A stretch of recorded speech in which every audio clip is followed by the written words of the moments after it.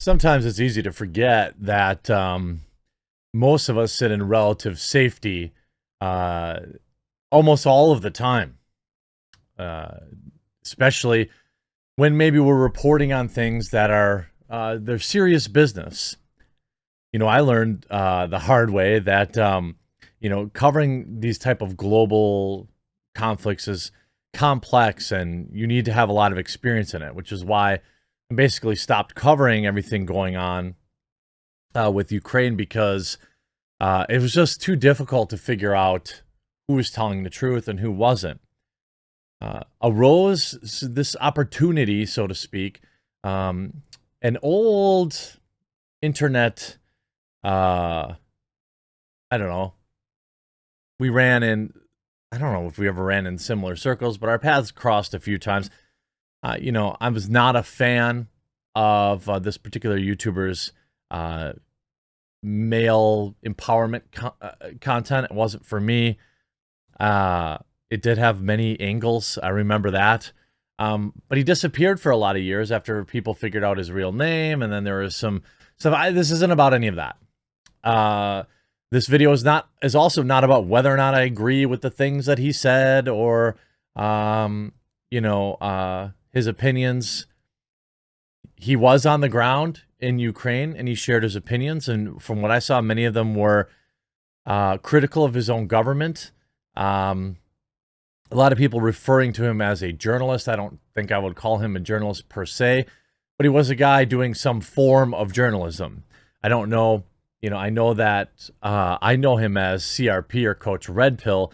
Gonzalo has always thirsted for the spotlight, and some people believe that he was doing a very good thing by live streaming. I can't say whether or not he was telling the truth more than somebody who I see on CNN, to be honest with you. It's very difficult to understand the truth.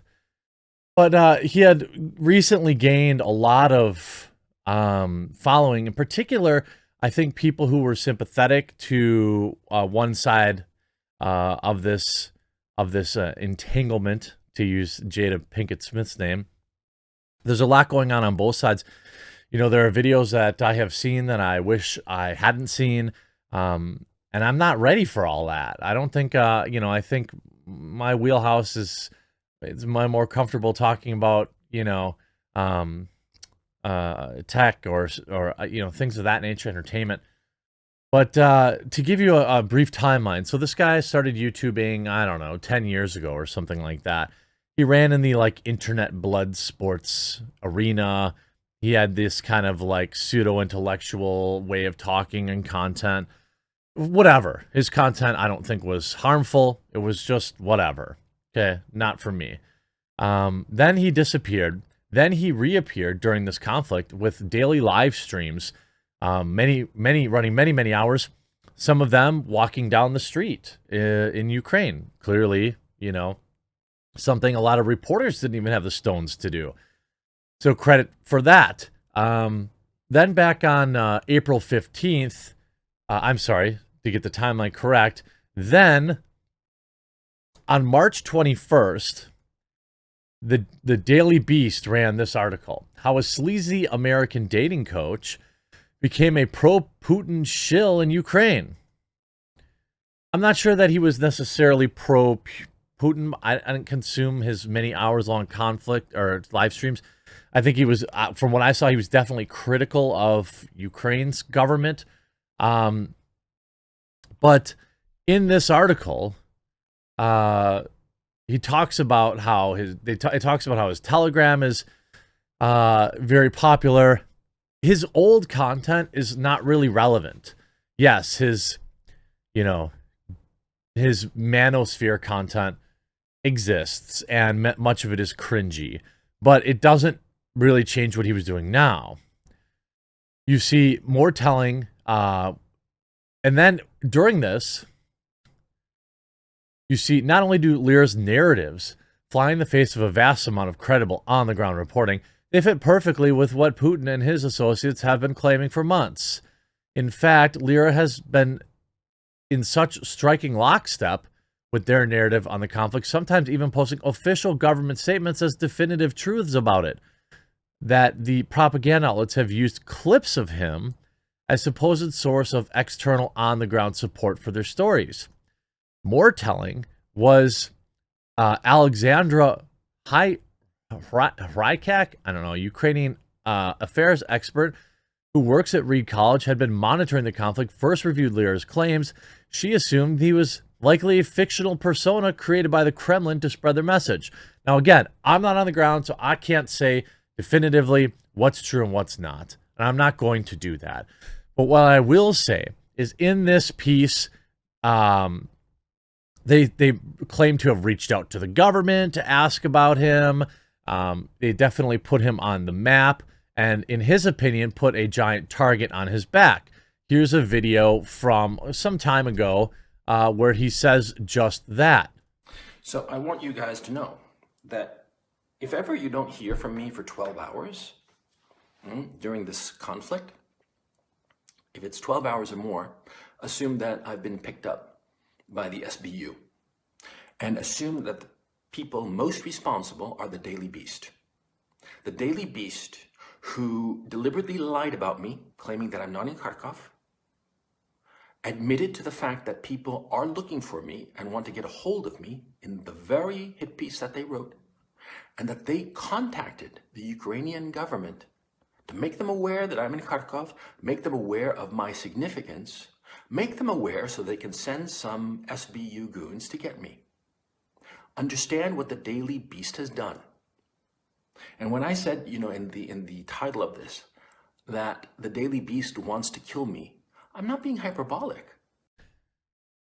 Now, these were his claims. Now, certainly, I think the argument could be made that producing the type of content that he is producing during a time of conflict would naturally put a target on his back.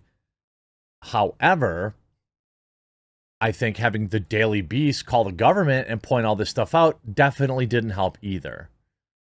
And, this type of, conflict war is crazy. Most of our minds cannot fathom. Some of the videos I've seen, just awful, awful stuff from both sides. The things that are happening to Ukrainian women and civilians, and it's awful. All I can do is try and be, I am no fan of Coach Red Pill, as I knew him, or Gonzalo Lira, as many of his new fans know him. But I can say that he was, a associate YouTuber. He was doing some level of reporting. Some people are calling it propaganda. I can't say whether or not it is or isn't. But now there have been many reports.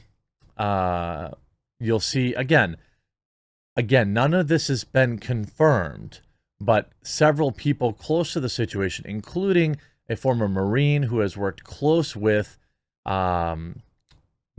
This was shared by the Redacted YouTube channel, writing, when the Belarusian authorities pulled Roman Protsakovich, I don't know, maybe, a blogger who had served a combat tour in the bad guys from WW2 Azov Battalion before working for Radio Free Europe's Belarus channel out of Prague, off an airplane in May 2021 on charges of inciting political opposition, roughly the equivalent of sedation.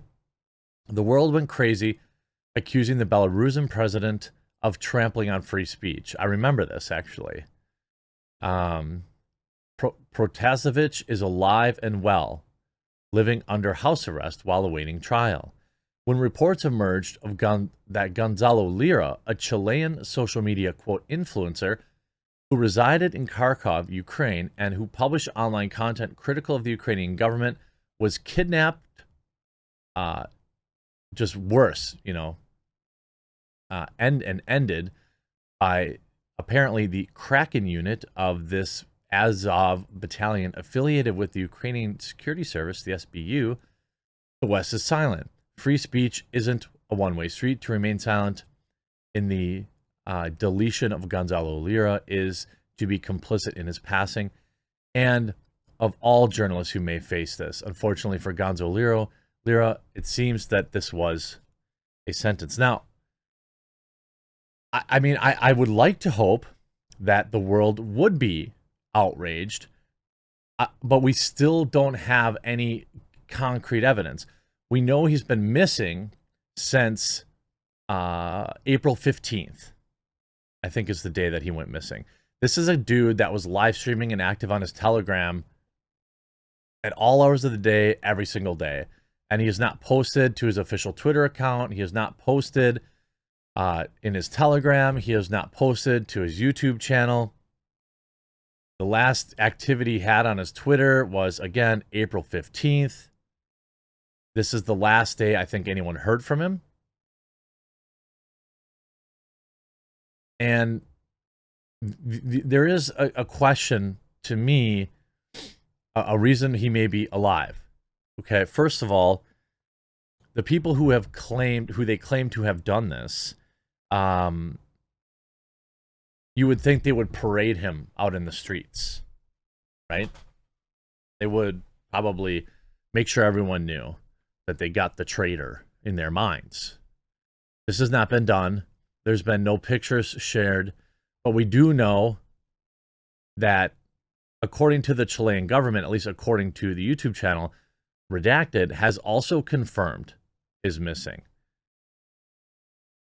And then you see the same guy, Scott Ritter, here talking about it.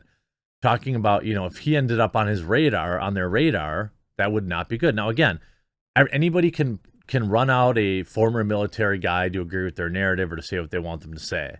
Okay, CNN has plenty of military experts that are in lockstep with what Joe Biden's withdrawal was like in Afghanistan. Okay,